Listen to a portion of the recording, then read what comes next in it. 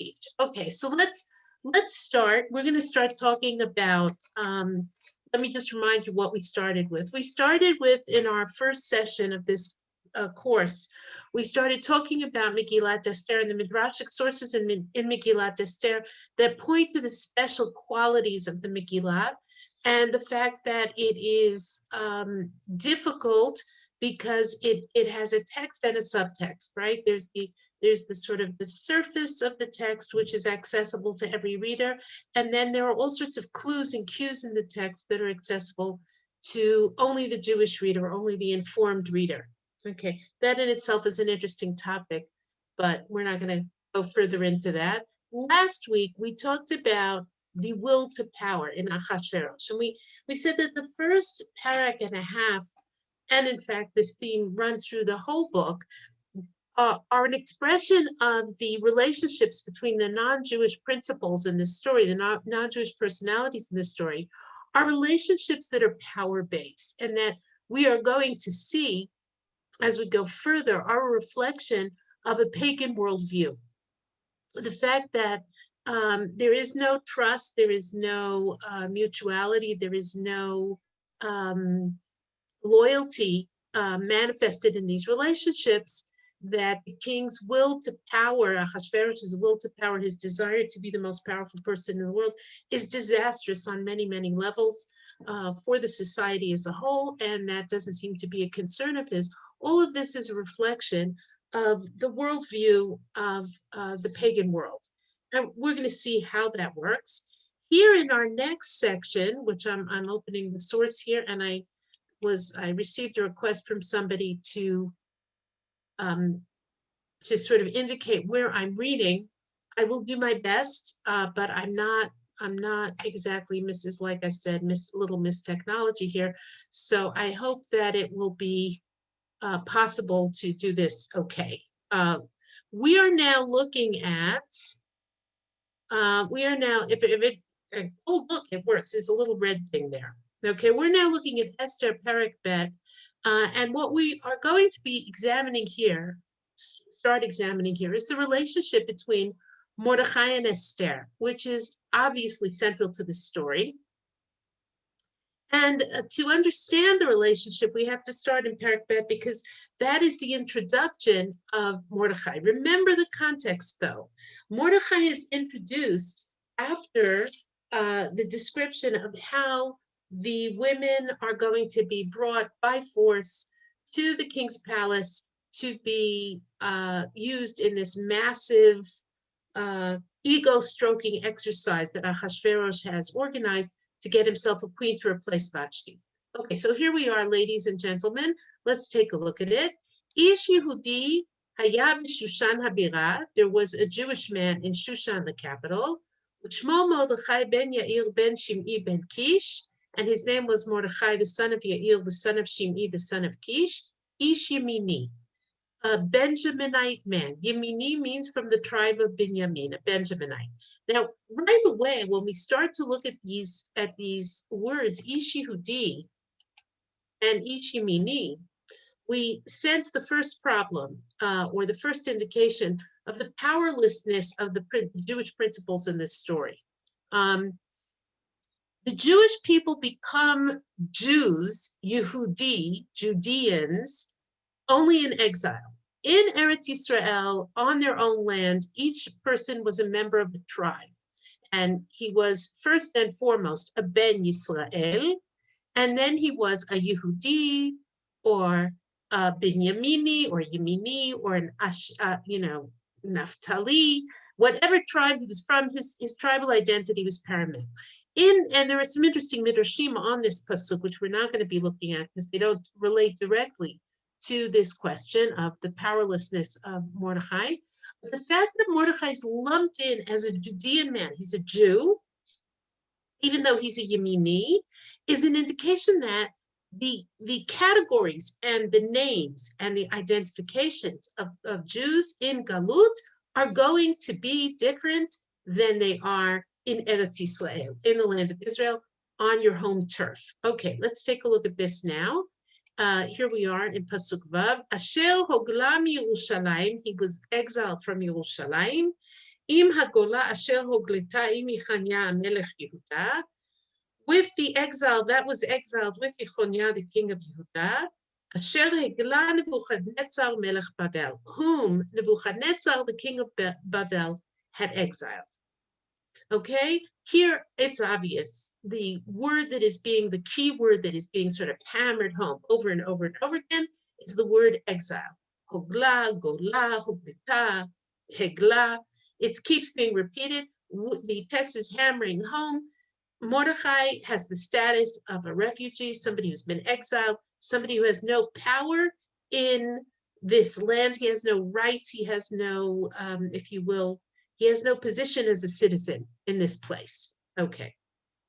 Vayhi omenet Hadassah, he Esther bat dodo, and he had adopted, or he was taking care of Hadassah, who is Esther, his cousin, the son of his uncle, daughter of his uncle, I'm sorry. He en la avaim, because she had no father or mother. And the girl was beautiful of form and good of appearance.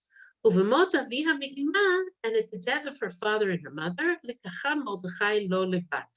Mordechai took her to himself as a daughter. We're going to see down here what Masechet Megillah has to say about this. We're going to read that in a minute. But right away, let me just point out something here. First of all, we have the phenomenon of two names. Hadassah, who is Esther. Okay. Now, if you are an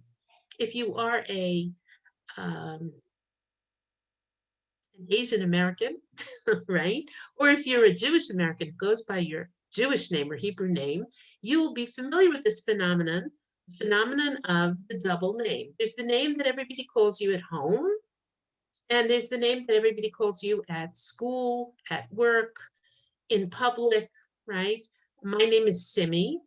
I cannot tell you how often at college I was called Cindy, because Simi is not a name that Americans are familiar with or used to. Okay. There was an Asian American young woman in my class whose name was Susie. I am fairly certain that at home they did not call her Susie. So we have Hadassah, who is Esther. That's right. She's got two names, and she is an orphan. And Mordechai has adopted her.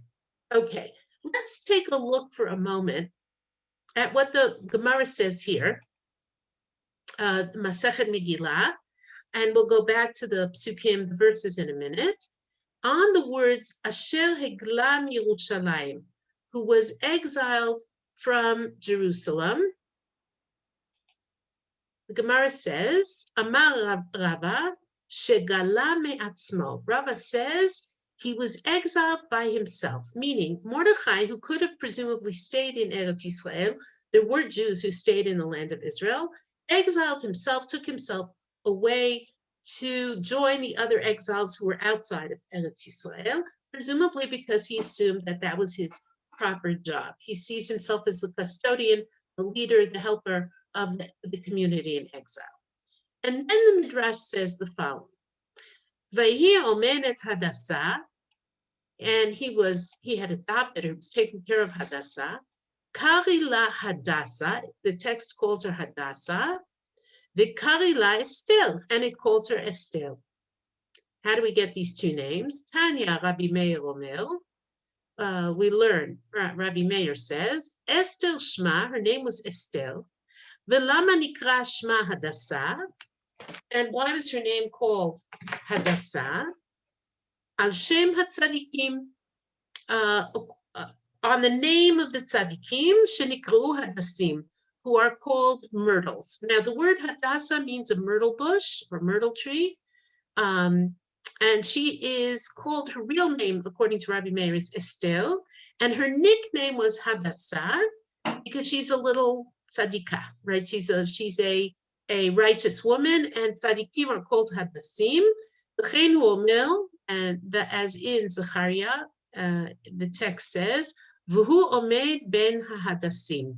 In Zechariah, he identifies an angel that is speaking to him in his vision, who is standing among the myrtles, symbolically among the righteous. Rabbi Yehuda Omer, Hadassah Shma, Rabbi Yehuda says her name was Hadassah. V'lama nikret Shma Esther, and why was her name called Esther? Al Shem Shahita Misateret Dvareha, because she would hide her words. Shene'emar, Ein Esther Magedet et Ama, and the rest of the verses, Ve'et Moladeta. Esther, as it is said, Esther would not tell her people or her birthplace. Rabbi Nechemia Omer, Rabbi Nechemia says, Hadassah Shma, her name was Hadassah, the Hebrew name. V'lama nikret Esther, and why would she call Esther? Shahayu umot olam karin ota al shem Istahar. The nations of the world, the non-Jews in the Persian kingdom, would call her this on the name of Istahar, who was a Persian goddess. Okay, so what we have here is all sorts of small but very telling indications, the repetition of the word exile, the fact that Esther has two names, which in a sense means she has two identities. And Mordechai, by the way, does not. The Talmud discusses what his real name was, because Mordechai was his Persian name. His real name is sort of hidden. And then the Gemara goes on. We skipped a couple of lines. Ki ein la av va'em, because Mordechai adopted her because she had no father or mother. Uvimot aviha be'ima lamali. Why, if you told me that she had no father or mother, do you have to tell me that at the death of her father and mother, Mordechai took her to him, adopted her, took her to him. Amar Rav Acha. Rav Acha said, Ibalta meta viha. When her mother became pregnant, her father died. Yilidita meta ima. When her mother gave birth to her, her mother died. Uvimot aviha v'ima litacha Mordechai lo levat. And at the death of her father and her mother, Mordechai took her to himself as a daughter. Tana mishum Rabbi Meir. We learn according to Rabbi Meir. Al tikre levat. Do not call her daughter, ella lebayit, but rather household. Meaning, what has the Gemara just told us? And I'll stop the share here for a minute, just so I can see if you're, following. The Gemara has just told us that Mordechai, in fact, married Esther. Okay, that Esther was his wife as well as his adopted daughter. Now, though this may not seem obvious on a first reading, this is also an indication of Mordechai's powerlessness, of Esther's powerlessness, the fact that they have no power, no control. What would have happened in Eretz Yisrael, in the tribal structure of Binyamin, had Hadassah's parents both died? Well, it would not have been the case that a single man would have had to adopt this baby, right? In other words, if you're talking about a tribal structure, you're talking about an extended family structure, and there is nobody within a tribal structure who does not have a relative somewhere within the tribe, right? Either by, even in the case of a convert to Judaism, if they marry somebody within the tribe of Binyamin, their children are going to have relatives within the tribe of Binyamin. It would never have been the case had Mordechai not been part of an expatriate community, if he had been on his home ground, that he would have had to adopt Esther. And under normal circumstances, there would have been a cousin, an aunt, an uncle. There would have been relatives who would have taken this child into their home. But also, in the context of the Persian Empire, the only way that Mordechai can adopt and have rights or ownership of this girl baby is to marry her, right? Because the ordinary structures that would give family a right to adopt and take care of a child who had been abandoned would not, the ordinary structures would not, would not have made it necessary for him to adopt her, and there would have been no presumption that she would be taken away from him if she was not married to him. And I have to tell you here a very interesting story. Of course, many, many centuries later, my son had a friend in yeshiva, a boy from a Persian background, whose great great grandmother was left orphaned by a plague in Persia. And she was a 7-year-old girl, and the authorities were going to take her away from the Jewish community and marry her off to a Muslim man, or to put her up for adoption with a Muslim family. And the heads of the Jewish community in that place went to a young man who was she was 7 years old. They went to a young man who was 20 years old, and they said he couldn't afford to marry. He was very poor. And they said, we will pay you. We will marry you off. We will support you if you marry this girl, and we will provide you with the ability to take care of her. Marry her so that they will not take this child away. And that's what he did. And apparently, from the age of 7 to the age of 14, he carried her on his back to the field, sat her under a tree where she hung out while he worked. Married her when she was old enough to be married, younger, perhaps much younger than we would assume would be an appropriate age for marriage. And apparently they proceeded to have a fine family of fine Jewish children. And one of their great great grandchildren was a Bachur Yeshiva, a yeshiva student in Jerusalem in my son's class. And the family legend was that this woman wore the pants in the family.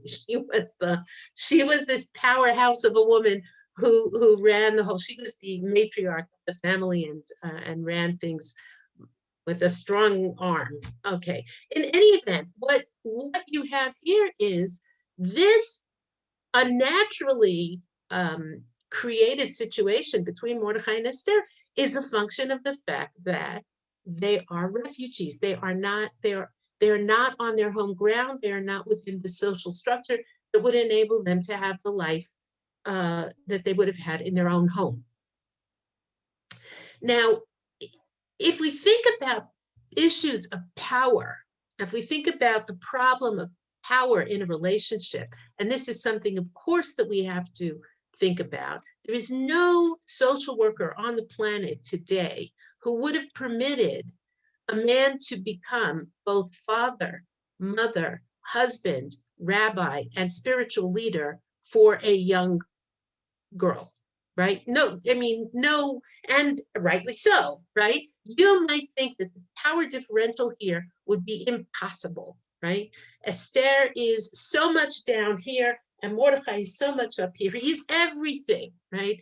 He's, as I said, father, mother, husband, rabbi, spiritual leader, head of the community, everything. And Esther is down here. That's the expectation. And here we really do have to think about issues of power in connection with the relationships we see earlier in the story between all of the non-Jewish main characters. Okay, so we're going to have to come back to this. What I'd like to do now is go back to the verses and continue reading. Can I ask a question? You can, but fast. Yeah. Okay. When it says Mordechai Gala me'atzmo, could that be that he was exiled from himself, and that's why we? No. It's not a poetic statement. Okay. Gala me'atzmo means he of his own volition went into exile. Okay. It's not poetic, metaphorical, pretty. No. It's just a fact about this. Okay. Okay, so now we're back at the verses that we were reading, and here again, of course, is the most obvious indication of powerlessness. Hang on. See, okay. Spotlight. Sorry, I'm not so good at this. Here we are. Okay. Vayhi b'hishamad dvar hamelech v'dato. And it was when the word of the king was heard, and his law, and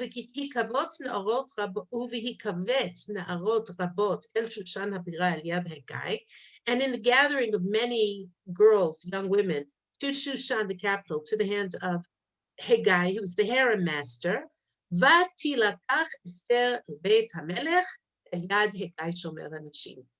Esther was taken to the house of the king, to the hand of Hegai, the guardian of the women. right? The harem master. Now here, this is very, very clear. And in this, perhaps Mordechai is not more powerless than anyone else in the Persian Empire, despite the fact that he is married to this woman, despite the fact that he is her adoptive parent, he cannot prevent Esther from being taken. Vatilakach Esther, like all the other women whom the king's bounty hunters go after, Esther is taken, and he has no way to protect her. Let's go on. Pasuk Tet. And the girl found favor in the eyes of the harem master. She carried grace or kindness before him. And he hastened her cosmetics and her portions to give her. And the 7 servants who were fitting to give her from the house of the king. This is a major, expensive, wasteful operation. Each candidate for the king's favor, each candidate for the position of queen, because she might end up being queen, has 7 maidservants, right, watching her, which just, it's just mind-boggling. And Hegai, who is the harem master, changed her place and that of her servants to the better part of the women's of the harem. And this is super important.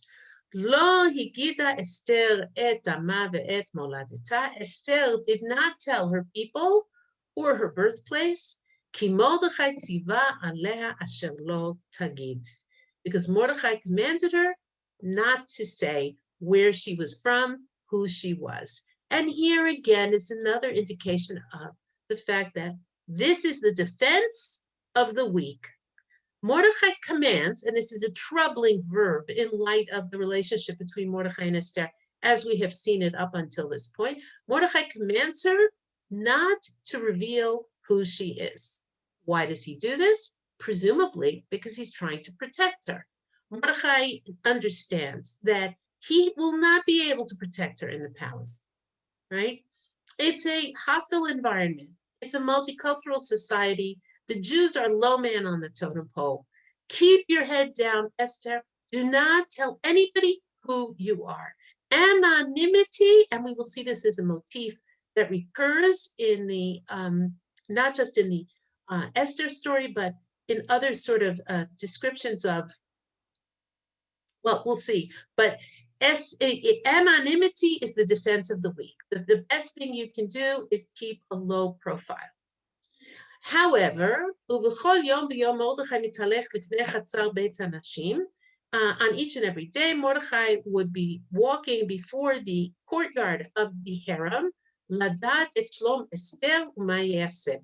to know how Esther was and what would be done with her. Presumably, like many other relatives of women who had been forcibly taken to the harem, Mordechai is standing outside the harem, and when he sees a servant come out, or an official or a guard or something, he bribes them to find out, have you seen what has happened to Hadassah? Have you seen what has happened to Esther? He presumably is trying to protect her, perhaps maybe to send her messages, to find a way to hear how she is. Again, the position of a weak person. Okay. Here, Esther Rabbah says something. The Midrash in Esther Rabbah says something I think quite interesting and important. When Esther is taken to the palace, the Midrash points out or understands this in the following way. Mordechai was one of 4 righteous men who was given a foreshadowing, a hint from heaven, right? In other words, a remez, a sign, a hint from God that something's coming down. Shnaim chashu u'shnaim lo chashu. 2 of the righteous men who were given a sign from heaven felt it, sensed it, paid attention to it, and 2 of them did not. Moshe nitan lo remez velo chash. Moshe was given a hint, and he did not feel it. He did not pick it up. Yaakov nitan lo remez velo chash. Yaakov was given a hint or an illusion, and he did not pick it up. As you can see from the ellipsis here, I have cut out those two examples, but I will say, broadly speaking, Moshe and Yaakov's hints, or the foreshadowing from heaven that was given to them, both involved their personal destiny, not the destiny of the Jewish people, which may be why they didn't pick up the hint. Okay, אבל דוד ומרדכי ניתן להם רמז וחשוב. David and Mordechai were given a hint, and they picked it up, they felt it, they sensed it. David Amar, David said, Gam et ha'ari, gam hadov hika avdecha. This is taken from the story of David's fight with Goliath. When he's trying to explain to King Saul why he's not afraid to Melech Shaul, why he's not afraid to fight Goliath, right? Goliath. He says, as a shepherd, it was given to me, or twice I killed a lion and a bear, right? And then he goes on to say, since I was able to kill the lion and the bear, I will be able to kill the Philistine. Amar David. So David said, how am I important or precious that I struck these wild animals? Ella Amar, but rather, he said to himself, Shema davar, sorry, I'm losing my, Shema davar atid le'era et Israel, perhaps something in the future will happen with Israel, ve'hen atidin linatzel al yadi. And in the future, they will be saved by my hand. In other words, David, experiencing the miracle of being able to kill a lion and later a bear with his bare hands, says to himself, God is sending me a signal. There's something here he's telling me. I need to know that I have special power, that I will be able to exercise in the service of Israel. Mordechai, what was Mordechai's example? Yom vayom, Mordechai mitalech lifnei chatzar beit hanashim. Every single day, Mordechai would walk in front of the courtyard of the harem. Why did he do that? Amar, he said, can it be that this righteous woman will be forcibly married to an uncircumcised man? That's crazy. Even statistically, if you think about it, it's totally crazy. How could it be that Davka, this righteous woman, and remember, Mordechai knows exactly who Esther is. He raised her. He knows her intimately, right? She's going to be married to an uncircumcised male. But in the future, something big will happen to Israel. And in the future, they will be saved by her hand. Now, whether or not we take this statement literally, he sort of foresees what is awaiting Israel. What is very clear is that Mordechai has a sense of destiny here.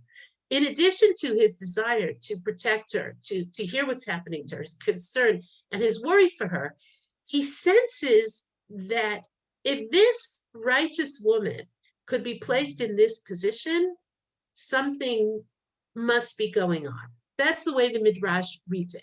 Okay, is that clear? Should we go on? Let's go back to the chair, and we'll go back to our texts here. Okay, let's go now to the continuation of chapter 2, Perek Bet, Esther Bet, Tet Zayin Chav, here. Okay, we're back in chapter 2. And once again, we have that verb. Hang on, I'm sorry. Let me get my pointer. ותילקח אסתר אל המלך אחשוורוש אל בית מלכותו, and Esther was taken to the king Achashverosh, to his royal house, to his palace, בחודש העשירי הוא חודש טבת, in the 10th month, which is טבת, בשנת 7 למלכותו, in the 7th year of his reign. The story starts in the 3rd year. Esther becomes queen in the 7th year. ויאהב המלך את אסתר מכל הנשים, the king loved Esther more than all the women, ותיסחן בחסד לפניו מכל הבתולות, and she found favor and kindness before him more than all the virgins. Vayasem keter malchut berosha, and he placed a royal crown on her head. Vayamlichea tachat Vashti, and he made her queen in place of Vashti. Esther Rabbah comments on this, and this is a revealing comment. Esther Rabbah here. ויאהב המלך את אסתר מכל הנשים ותיסחן בחסד וגומר, מכל הבתולות. The king loved Esther more than all the women, and she found grace and kindness before him more than all the virgins. The Midrash picks up on the fact that we get two different words for the women that the king is trying out or testing out to decide if they will be queen. Some of them are called women, nashim, and some are called virgins. Rabbi Chelbo said, Melamed she'av hanesuot hebiu lefanav. This teaches us that even the married women they brought before him. V'chach ne'emar, therefore it is said, mikol hanashim u'mikol habtulot. From all the women, meaning married women, and from all the virgins, meaning virginal women. Okay, so he picks Esther. We're back to the text again. Vayas hamelech mishte gadol l'chol sarav v'avadav. The king made a big party. This is a major partier, this fellow. Okay, for all of his ministers and servants. Et mishte Esther, the feast of Esther. V'hanacha lamdinot asa, and he made a tax rebate for the provinces. Vayiten mas et kiyat hamelech, and he gave gifts like the hands of the king. In other words, to celebrate his marriage to Esther, what does the king do? Parties, he makes a feast for Esther, he makes a tax rebate, he gives gifts. And then we get a very funny pasuk here. Uvihi kavet betulot shenit. And in the second gathering of the virgins, Mordechai yoshev b'shar hamelech. Mordechai was sitting in the gate of the king. Okay, if we're reading carefully, this is what I would call a wait a minute moment, right? We just got ourselves a queen, right? We now have a queen. Why are we gathering the virgins a second time? Like, what? What's going on here? Again, this might be something that slips past the reader who is not reading with the same intensity of, I need to understand every word. But this is certainly a legitimate question. Why are we gathering the virgins a second time? Okay, so let's go back to our pasuk, to our to the text once again. En Esther magedet moladita ve'etama. Esther was not telling her birthplace and her people. Kashil tiba aleh Mordechai. There's that verb again, as Mordechai had commanded her. We don't like that verb commanded in this context. Ve'et ma'amar Mordechai Esther osa, and the word of Mordechai Esther would do.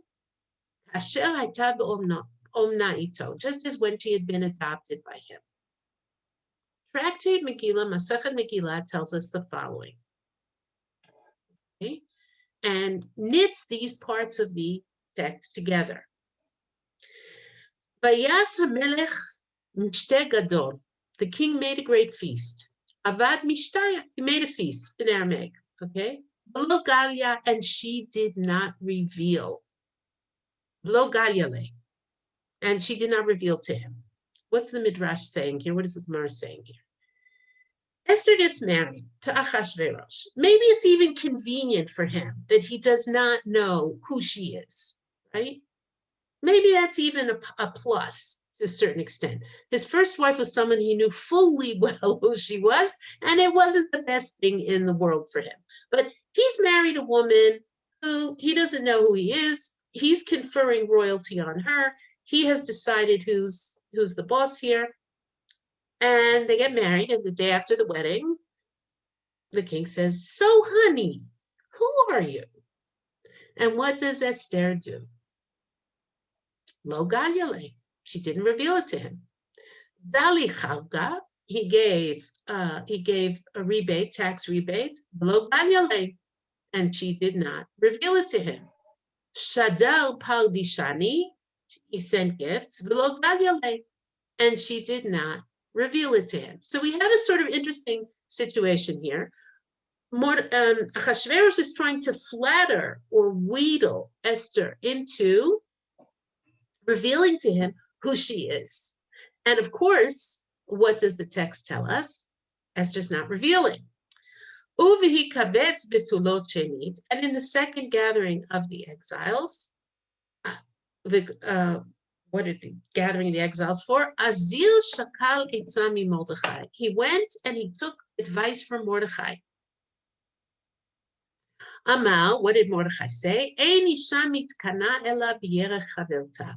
A woman is jealous only of her friend's thigh, or right. In other words, what's going to provoke her into telling you who she is? If you act like you're going to be taking another wife. And even so, she did not reveal it to him. As it is written, Esther did not reveal her birthplace, her identity. Okay, so we have here a very interesting situation. The king is in a position where he can't figure out who Esther is. And by the way, it could be that in doing this, Mordechai has come up with even better protection than he perhaps anticipated. He also can't kill her, because to kill somebody, you have to know who you're killing. You don't know who you're going to offend. You don't know where you might start a war. You don't know who their power base is, who might take revenge for this. So the king is trying to put pressure on Esther to say who she is, and what happens is that she keeps silent through even the veiled threat, not so veiled perhaps, of the second gathering of the virgins. Okay, so again, the Midrashic sources are knitting together the story and sort of showing how all the pieces add up. Let's go back to the verses. We're going to skip the section about Haman. We'll be coming back to it, Be'ezrat Hashem, I hope next week, about who Haman is and what the significance of Haman is in the story. But in Perek Dalet, in chapter 4, because chapter 3 is the story of the decree of Haman's decision to talk the king into destroying all the Jews in his empire. In chapter 4, we're after the decree. And the verses here are extremely, extremely interesting and suggestive. And that's where we're picking up. So again, we're skipping an important chapter 3, which talks about Haman. And now we're talking about the aftermath. Okay, so, and hang on. Wait a minute. I'm sorry, I seem to have, oh, here it is. Okay. And Mordechai knew all that had been done. What is being referred to here is the making of the decree. And Mordechai tore his garments, and he put on sackcloth and ashes, and he went out into the midst of the city, and he cried a great and bitter cry. And he came up to right before the gate of the king, because one is not permitted to come into the gate of the king in sackcloth, in a garment of sackcloth. We know this, by the way, from the story of Yosef, right? We know this from the story of Yosef, that even though Paro is desperate to have him come and interpret the dream, we have a verse there right before he comes to the king saying that he has to change his clothing and be barbered before he can come before the king. And in each and every province, place where the word of the king and his law reached, there was great mourning for the Jews, and fasting and weeping and eulogizing. Sackcloth and ashes were spread out upon many people. Everyone's wearing sackcloth and ashes. And the maidservants of Esther and her chamberlains came. Ve'yagidu and they told her that Mordechai was wearing sackcloth. Vatitchalchal hamalka ma'od, and the queen became very sick. Vatishlach bigadim lahalbish et Mordechai, and she sent clothing to dress Mordechai, ulhasil sako me'alav, and to remove his sackcloth from upon him, velo kibel, and he would not receive it. Now, this is extremely strange if you think about it. What is clear from these 4 psukim, from these 4 verses, is that Esther alone, of everybody else in the empire, has no idea what has just happened. And it makes sense. She's not out on the street reading the decrees. She's not watching the runners and the horsemen and the camel drivers rushing out to deliver the decrees that the Jews are going to be killed. She's just a bird in a gilded cage. And she, as we will see after her conversation with Mordechai, she has no conversation with him. There's nothing going on here, right? And all she hears from her maidservants is that Mordechai is wearing sackcloth and ashes. And what would we expect her to do at this point? We would expect her to ask Mordechai what's going on. That would be the logical thing, right? Mordechai's wearing sackcloth and ashes. Tell me what's going on. What does she do? She sends him clothing. Tell him he has to change his clothing. And he refuses. What's the deal? Okay, so this is, I think, the first introduction of the motif of clothing, which is really, really central to Megillat Esther, right? The idea that, if you think about it, there is only one other biblical story in which clothing really figures in any great degree, and that is the story of Yosef. Yosef, absolutely, the story of Yosef. Yes, we do have description of the making of the clothing of the Kohen Gadol, right? Of the Kohanim and the priests and the high priest, the Kohanim and the Kohen Gadol. But that is prescriptive. That's like a description of the construction of the tabernacle. That's a set of instructions for constructing clothing. But generally speaking, as we have noted before, in Tanakh, the text is, I think we noted this before. If we didn't, we're going to note it now, okay? The Tanakh is not a visual, cinematic kind of text. If you think about the difference, for example, between Western literature and the Tanakh, most novels are cinematic. You get a visual representation. The hero, the heroine, and the actors are described. Please mute yourselves. Please mute yourselves, because I'm hearing myself and that makes me crazy. Can I just say something though? With Shaul, you have a lot of clothing. So wait. Okay. Wait. Okay, with Shaul, you don't have a lot of clothing, actually. It's significant, and Mordechai is his descendant. Yeah, we're going to talk about that. So let's go back to what we have here. As I said, the Hebrew Bible is not cinematic. It's not visual. We don't know what people look like. At the most, we know when it is significant, something like she was pretty, he was handsome, right? We also know when somebody has some sort of dramatic, there's some sort of dramatic and significant visible difference between them and other people. Esav is ruddy, David is ruddy, things like that. But what about Jacob and Esau? No, that's right. We have it just, we only know, again, it's these kinds of details are mentioned only when they are really significant. And the reason we know they're significant is because otherwise they don't occur, right? We also have, for example, well, I don't want to turn this into a class on the visual details in the Tanakh. But for example, we know about Prophet Elijah's cloak. We know that he's hairy and that Elisha is bald. But these are mentioned for very, very specific reasons. Otherwise, if you were to describe what does David HaMelech, what does King David look like? You don't know, right? You know that Shaul, King Saul, is tall. He looks like a king. That's an important detail. But generally speaking, clothing does not feature in the Tanakh. The dramatic examples or exceptions to that rule are Megillat Esther, the book of Esther, okay? And the other dramatic example is Yosef. And in fact, the Midrash makes a connection between those two things because the authors of Megillat Esther deliberately allude to the Yosef story in many ways. Okay, and I always remember as this is, I don't know if this.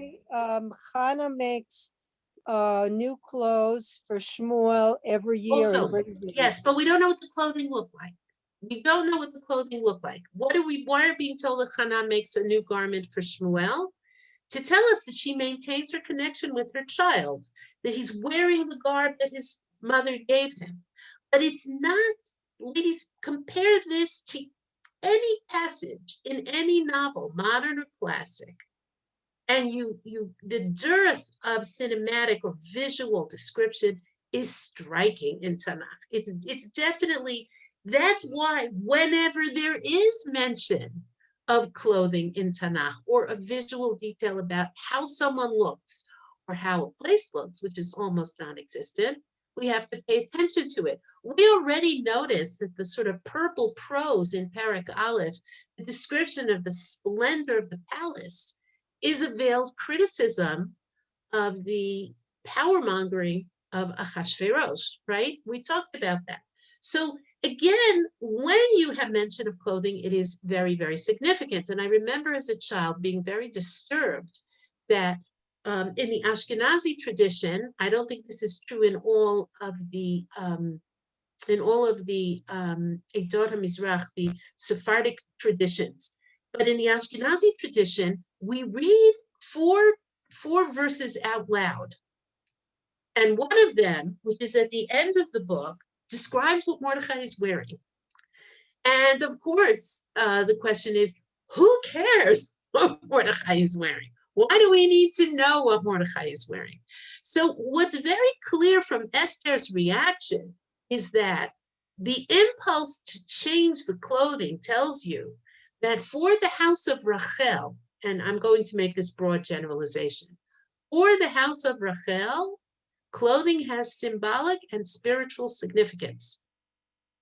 Okay, so when Mordechai goes out there and he's wearing sackcloth and ashes, and this is a motif that runs all the way through Midrash.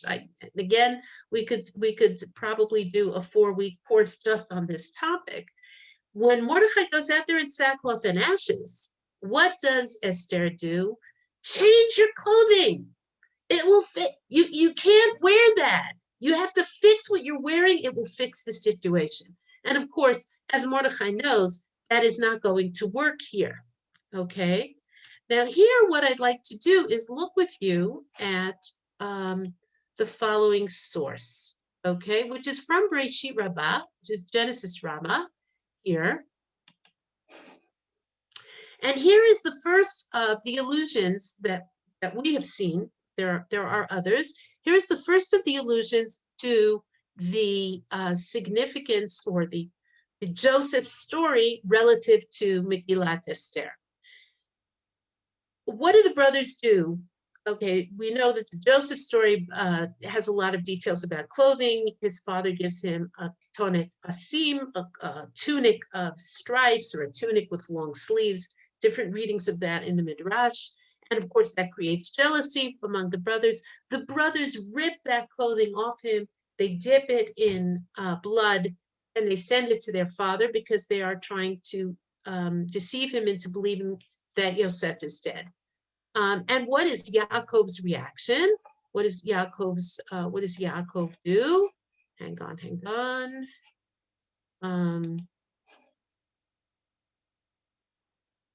Vayikra Yaakov simlotan. Yaakov tore his garments.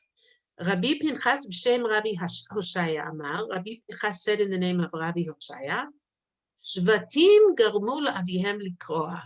The tribes, meaning the sons of Jacob, caused their father to tear his garments. Ve'echan nifra lahem, and where were they paid back? B'mitzrayim, in Egypt. Shene'emar, as it is said, Vayikra'u simlotam. they tore their garments. What's this alluding to? When Yosef frames Binyamin, remember, Binyamin, for stealing his goblet, and the brothers are devastated to be stopped and Binyamin taken away from them, what do? They tear their garments. Yosef garam lashvatim likroa. Yosef caused the tribes, his brothers, to tear their garments. Amad ben beno v'nifra lo.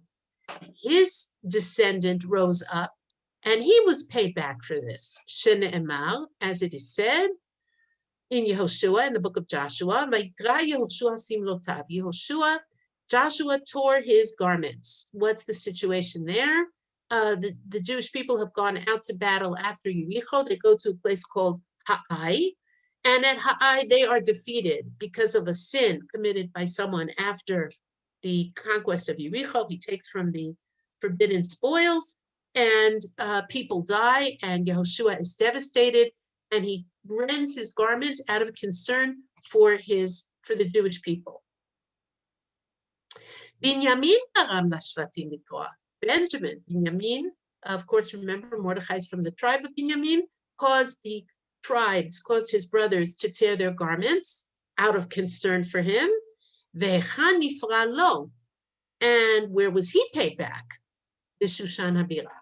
In Shushan, the capital, in the Esther story, Shene'emar, Vayikra Mordechai et begadav. As it is said, Mordechai tore his garments. Now, what the Midrash is saying here is that there is an historical process of action and payback, measure for measure, that has an historical turnover, right? There is the actions of previous personalities or actors in the story create effects that have implications for later Jewish history. This is part of a larger motif in Midrash generally.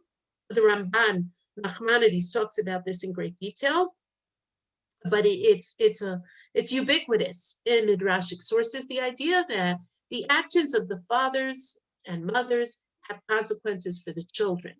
And what we have happening here is, in a sort of roundabout way, Mordechai is rending his garments because of what started with Yosef. What started with the rending of garments by Yaakov for his son Yosef. And I'm going to skip a little bit here, and we're going to go to the next piece. After it says Yaakov tore his garments, it says Vayasem sak b'motnav, and he placed sackcloth on his loins. Amar Rabbi Ivu says, Lefisha tafas Yaakov avinu et hasak, because Jacob, our father, grasped the sackcloth. Lefichach eino zaz lo mimenu v'lo mibanav v'lo mibnei banav. Therefore, it will not be removed from him or his children or his children's children ad sof kol hadorot, until the end of all generations. Ve'no noheg ela mibnei banav gdolim, and it only is played out with the great ones of his sons. And it gives examples of Jewish leaders, including Mordechai, who put on sackcloth for the sake of the Jewish people. Mordechai, in the case of Mordechai, what does it say? Vayilbash sak va'efer, and he put on sackcloth and ashes. Okay. Now we're going to return to this motif, but remember that we are also talking about the relationship between Mordechai and Esther, okay? And that, well, maybe we're going to talk about, we'll continue with that. I want to give you some time for questions. The subsequent here in the continuing of this story, where Esther says, change your clothing and you have to do this, and Mordechai says no, right? The interchange between Mordechai and Esther here is probably the most important that takes place in the whole book, and the entire outcome of the story turns upon this dialogue. And critically, the question will be, which we will finish discussing next week, because I want to leave you some time for questions. Critically, the question will be, is the relationship between Mordechai and Esther a power relationship? And what is the significance of that? Okay, so questions. Any questions before we stop? So I'm sure there are some questions here. Yeah, I have a question. Sure.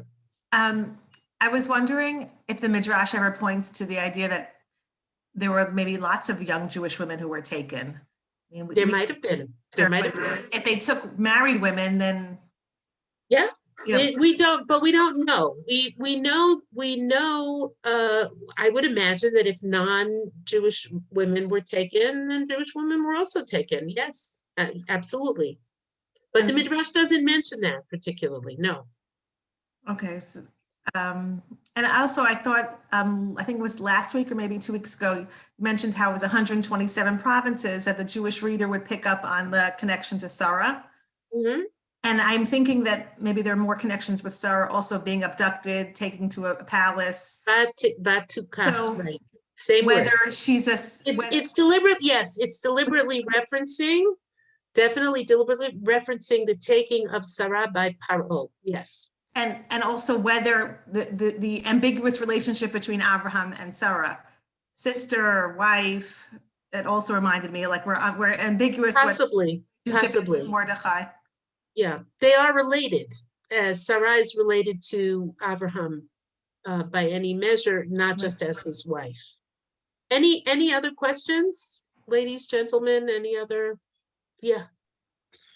Why does the Gemara assume that the antecedent of the person who was exiled is Mordechai instead of his great-grandfather Kish? It seems better to read that and historically more accurate, that it was Kish that was exiled and now we're talking about Mordechai, his great-grandson.